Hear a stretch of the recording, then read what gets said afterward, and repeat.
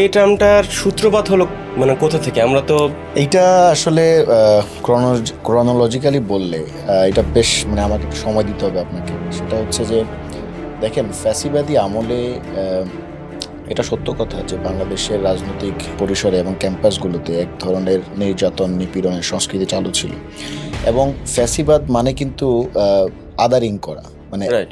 একটা নির্দিষ্ট আলাদা করে ফেলা। রাইট, একটা গোষ্ঠীকে আদারিং করা, এবং শুধু আদারিং করে ক্ষান্ত হওয়া না, ক্রিমিনালাইজ করা, নেসেসারিলি একটা ক্রিমিনালাইজেশনের দিকে নিয়ে যাওয়া। আমরা দেখেছিলাম যে ফ্যাসিবাদী সময়ে মানে শিবির যে একটা বর্গ আছে, ছাত্র শিবির যে একটা রাজনৈতিক জনগোষ্ঠী আছে, এবং ছাত্র শিবিরের নাম করে অন্যান্য যারা মানে যাদেরকে ট্যাগ করা যেত as Chhatra Shibir because of their appearance, maybe কারো চুল একটু ছোট, কারো হচ্ছে গিয়ে কেউ হয়তো টাকনোর উপরে একটু কাপড় ভাঁজ করে পরে, কারো হয়তো এই যে এইরকম খোঁচা খোঁচা দাঁড়িয়ে আছে, হ্যাঁ, তো এই অ্যাপিয়ারেন্স, এই বা নামাজ কালাম পরে, এই ক্যারেক্টারিস্টিক্স, এই সিম্বলগুলো দিয়ে তাদেরকে শিবির হিসেবে ট্যাগ করা, এবং ট্যাগ দিয়ে কিন্তু তাদেরকে নির্যাতন করার সংস্কৃতি, তাদেরকে মেরে ফেলা সংস্কৃতি, হত্যা করার যে বৈধতা, সেটা কিন্তু উৎপাদন করেছিল ফ্যাসিজম। এটার শিকার হয়েছিল বিশ্বজিতের মতো, যিনি একজন হিন্দু ধর্মাবলম্বী তরুণ, তিনিও কিন্তু এটা শিকার হয়েছিলেন আবরার ফাহাদ, শিকার হয়েছিলেন অসংখ্য শিক্ষার্থী।